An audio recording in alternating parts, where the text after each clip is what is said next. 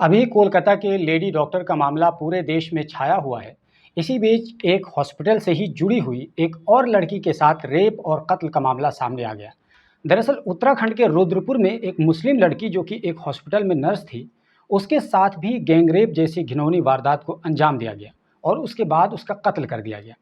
आपको बता दें कि ये खबर कोलकाता लेडी डॉक्टर के कत्ल से भी ज़्यादा खौफनाक है। अगर आप इस केस को पूरी तरीके से सुनेंगे तो आपको इंसानियत से भरोसा उठ जाएगा।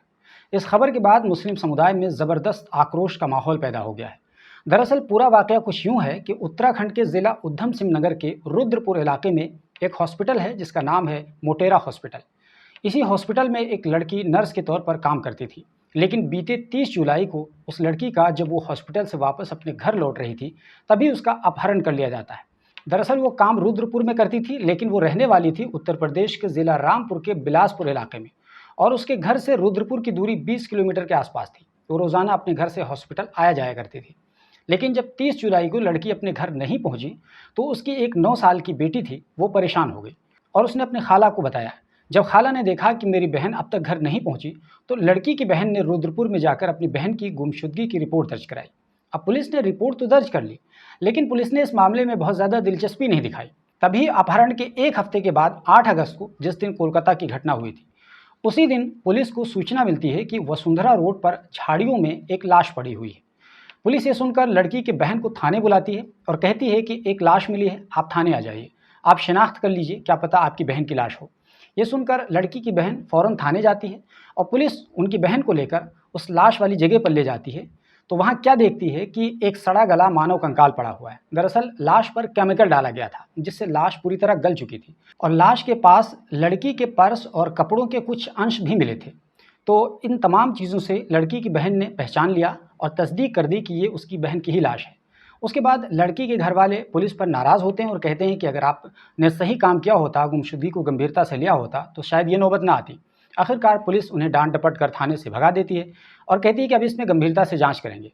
अब पुलिस की नींद खुलती है शायद और इस केस में थोड़ी फुर्ती दिखाती है और रुद्रपुर से लेकर बिलासपुर तक जो भी सीसीटीवी कैमरे होते हैं, लगभग 500 के करीब सीसीटीवी कैमरों को पुलिस खंगाल डालती है। तभी पुलिस को एक सीसीटीवी कैमरे में दिखाई पड़ता है कि नर्स एक रिक्शे पर बैठती है और जब वो ई रिक्शा से उतरती है तो वो वसुंधरा रोड पर बिल्कुल सुनसान जगह से गुजरती है। तभी एक अनजान व्यक्ति उसका पीछा कर रहा होता है। यहाँ तक तो पुलिस को पता चल जाता है, लेकिन वो अनजान व्यक्ति कौन था, उसी का पता लगाने के लिए पुलिस सबसे पहले नर्स के फ़ोन नंबर पर कॉल करती है, लेकिन फ़ोन बंद था। लेकिन पुलिस फ़ोन करना जारी रखती है और 4-5 दिन के बाद फ़ोन लग जाता है और जब फ़ोन रिसीव होता है तो पता चलता है कि ये फ़ोन उत्तर प्रदेश के ज़िला बरेली के शाही इलाके में एक खुशबू नाम की महिला के पास है। दरअसल खुशबू को उसके पति धर्मेंद्र ने ये मोबाइल दिया था, जिसमें खुशबू अपना सिम कार्ड लगाकर इस्तेमाल करने लगी थी। तो जब पुलिस ने खुशबू से बातचीत की तो खुशबू को इस मामले में कुछ शक हुआ। उसके बाद पुलिस जब सीधे बरेली खुशबू और धर्मेंद्र के घर पहुंचती है, लेकिन पुलिस के पहुंचने से पहले ही खुशबू और धर्मेंद्र अपने घर से गायब हो चुके थे। अब पुलिस वहां जाकर खाली हाथ लौटकर वापस आ जाती है, लेकिन उसकी तलाश वो जारी रखती है। आखिरकार लगभग एक हफ्ता गुजर जाने के बाद पुलिस को मोबाइल की लोकेशन राजस्थान के जोधपुर में मिलती है। पुलिस वहां पहुंचती है और धर्मेंद्र और उसकी पत्नी खुशबू को यहां से गिरफ्तार कर लेती है। ये एक कहानी बताई गई है जो पुलिस ने बताई है, लेकिन इस कहानी पर लड़की के घर वालों को यानी नर्स के घर वालों को यकीन नहीं होता है और उन्हें लगता है कि इसमें हॉस्पिटल वालों का ज़रूर हाथ हो सकता है, क्योंकि अगर सुनसान झाड़ियों की तरफ एक अनजान यानी धर्मेंद्र पीछा कर रहा था, तो क्या वो केमिकल लेकर पीछा कर रहा था? और दूसरा सवाल घर वाले ये भी करते हैं कि जिस हॉस्पिटल में तस्लीम जहां 3 सालों से नौकरी कर रही थी, वो हॉस्पिटल उसके बारे में लाइल्म है, यानी उसे कुछ पता ही नहीं। हॉस्पिटल की एक स्टाफ गायब है और कई दिनों से हॉस्पिटल नहीं आ रही है और हॉस्पिटल वालों को कोई खबर भी नहीं। ये कैसे हो सकता है? इसके साथ ही लड़की के घर वालों ने यह भी आरोप लगाया कि पुलिस ने इस केस में एक ऐसे व्यक्ति को आरोपी बना दिया है जो नशा वगैरह का आदी था और पहले ही से चोरी के मामले में गिरफ्तार हो चुका था। लड़की के घर वालों ने शंका जताई है कि इस केस में पावरफुल लोग शामिल हैं, इसीलिए पुलिस असली कातिल को बचाने की कोशिश कर रही है। घर वालों का कहना है कि इस हॉस्पिटल के लोग भी शामिल हो सकते हैं जहां वो काम किया करती थी, क्योंकि जिस तरीके से घटना को अंजाम दिया गया है उसको कोई आम मुजरिम अंजाम नहीं दे सकता है। ये काम कोई डॉक्टर ही और प्रोफेशनल तरीके से कर सकता है। जब घर वालों की बात मुस्लिम समुदाय के कुछ जिम्मेदारों के पास पहुंची तो उन्होंने इस मामले में दिलचस्पी दिखाई और मामले को ज़ोर शोर से उठाना शुरू किया और इस पूरे वाक़े को सीबीआई से जांच कराने का मुतालबा किया। मुस्लिम समुदाय के दानिशवरों ने कहा कि एक तरफ कोलकाता के वाक़े पर पूरे मुल्क में एहतजाज और मुजाहरे हो रहे हैं और इस मामले की बैक वक्त हाईकोर्ट और सुप्रीम कोर्ट में भी सुनवाई चल रही है। सीबीआई तेज़ रफ्तारी के साथ तफ्तीश कर रही है, लेकिन दूसरी तरफ तस्लीम जहां को इंसाफ दिलाने के लिए कहीं से कोई आवाज़ नहीं उठ रही है। सीनियर जर्नलिस्ट शाहिद सिद्दीकी ने इस मामले की जांच सीबीआई के हवाले करने का मुतालबा करते हुए उसे एक भयानक जुल्म बताया है। उन्होंने कहा कि इस मामले में लोग इसलिए खामोश हैं क्योंकि ये एक मुस्लिम लड़की थी, जबकि ये वाक़या कोलकाता के लेडी डॉक्टर वाले केस से ज़्यादा भयानक है, क्योंकि इस लड़की के साथ पहले तो गैंगरेप किया गया, उसके बाद उसकी हत्या कर दी गई। लड़की के सर के बाल काटे गए, बॉडी के पार्ट्स जिस्म से निकाल लिए गए और पहचान छुपाने के लिए उसके चेहरे और जिस्म पर केमिकल डाल दिया गया। उसके बाद उसको फेंक दिया गया। लेकिन फिर भी लोग एक तरफ डॉक्टर की हत्या पर हंगामा मचाए हुए हैं, वहीं दूसरी तरफ इस घटना पर पूरी तरीके से खामोश हैं। शाहिद सिद्दीकी ने कहा कि धर्म और जात पात देखकर आवाज़ उठाने या खामोश रहने की प्रवृत्ति ही महिलाओं के खिलाफ हिंसा को बढ़ावा देती है और ये भी महिलाओं पर बड़ा जुल्म है।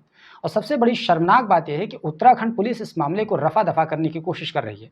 उन्होंने कहा कि इसमें सबसे ज़्यादा शर्मनाक किरदार मीडिया का है, जो एक तरफ कोलकाता केस को लगातार हाईलाइट किए हुआ है और दूसरी तरफ वो इस मामले को नज़रअंदाज किए हुआ है।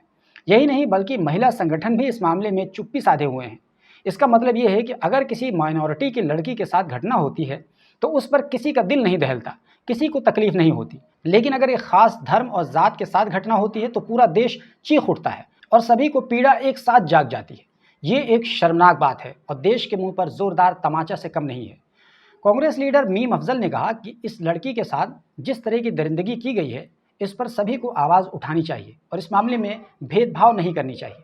ऐसे में मीम अफजल से मेरा खुद का एक मासूमाना सवाल है कि वो राहुल गांधी को ये मशवरा क्यों नहीं देते कि वो महिलाओं के साथ हिंसा के मामले में भेदभाव न करें, क्योंकि राहुल गांधी ने जब कोलकाता की पीड़िता के लिए आवाज़ उठाई, वहीं दूसरे स्टेट्स का भी जिक्र किया, महाराष्ट्र का जिक्र किया, लेकिन वो उत्तराखंड का नाम लेना भूल गए। अब भूल गए हैं या फिर जानबूझकर उन्होंने नज़रअंदाज कर दिया है, ये तो वही बता सकते हैं। लेकिन जैसा कि अखिलेश यादव ने हिजाब वाले मुद्दे पर नज़रअंदाज कर दिया था और उन्हें आवाज़ नहीं सुनाई दे रही होती, आपने वो वीडियो ज़रूर देखा होगा, बिल्कुल इसी तरीके से लगता है राहुल गांधी ने भी मुस्लिम इशू समझ करके इसको इग्नोर कर दिया। तो मीम अफजल साहब को सबसे पहले अपने नेता राहुल गांधी को मशवरा देना चाहिए, उसके बाद जाकर के भेदभाव वाला बयानबाजी करना चाहिए। लेकिन शायद नेता बड़े ही सोच विचार के साथ बात करते हैं, हम भी किससे क्या उम्मीद रख रहे हैं। वैसे इस पूरे मामले में जमीयत उलमा हिंद ने पीड़िता के घर वालों से मुलाकात की है और उन्हें कानूनी मदद देने की बात कही है। मौलाना अरशद मदनी ने इस घटना पर दुख का इजहार करते हुए कहा है कि तस्लीम जहां के मामले को सीबीआई से जांच कराई जाए। मौलाना अरशद मदनी ने कहा कि कोलकाता की एक महिला डॉक्टर के साथ होने वाले अपराध पर एक तरफ पूरे देश में तूफान मचा है, वहीं दूसरी तरफ तस्लीम जहां के साथ होने वाले घटना पर सन्नाटा है। क्या तस्लीम जहां इस देश की बेटी नहीं थी? कहीं इसलिए तो नहीं कि तस्लीम जहां एक मुस्लिम लड़की थी और उत्तराखंड में बीजेपी की सरकार है, इसलिए सभी लोग खामोश हैं। उन्होंने इस दोगलेपन पर उन महिलाओं को भी आईना दिखाया जो 3 तलाक के मुद्दे पर महिला अधिकारों की बड़ी दुहाई देती फिर रही थी। वो संस्थाएं और महिलाएं आज कहाँ गई हैं? वो उस पर आवाज़ क्यों नहीं उठा रही हैं? मौलाना अरशद मदनी ने कहा कि इस मामले में हमारे वकीलों की टीम कानूनी लड़ाई लड़ेगी और हाई कोर्ट से लेकर सुप्रीम कोर्ट तक का दरवाज़ा खटखटाएगी। आपकी जानकारी के लिए भी बता दें कि जब इस मामले को मुस्लिम दानिशवरों ने उठाना शुरू किया और दबाव बनाया, तो फिलहाल प्रशासन ने इस केस में एसआईटी का गठन ज़रूर कर दिया है, लेकिन एसआईटी के केवल गठन कर देने भर से लोग संतुष्ट नहीं हैं और घर वाले एक न्यायपूर्ण इंक्वायरी चाहते हैं और इसके लिए वो सीबीआई की मदद लेना चाहते हैं। दोस्तों, फिलहाल वीडियो के रिकॉर्ड किए जाने तक सीबीआई को ये मामला नहीं सौंपा गया था। हो सकता है कि ज़्यादा प्रेशर पड़ने पर सीबीआई को ये ट्रांसफ़र किया जाए, लेकिन फिलहाल अभी तक ऐसा नहीं हुआ है। वैसे इस मामले में जो भी अपडेट आएगा हम आपको ज़रूर बाखबर करेंगे। बाकी इस वीडियो के बारे में आपकी जो भी राय हो कमेंट बॉक्स में आप हमें ज़रूर बताइए और ये बताएं कि क्या तस्लीम जहां को मुस्लिम होने की वजह से नज़रअंदाज किया जा रहा है या ऐसा नहीं है। जो भी आपकी राय हो कमेंट बॉक्स में ज़रूर लिखिए और इस वीडियो को ज़्यादा से ज़्यादा शेयर कीजिए ताकि तस्लीम जहां के केस में उन्हें इंसाफ मिलना आसान हो सके। बाकी हम आपको दूसरी खबरों से भी आगाह करते रहेंगे, इसलिए आप हमारे चैनल को सब्सक्राइब कर लीजिए और हमारे फेसबुक पेज को ज़रूर फॉलो कर लीजिए।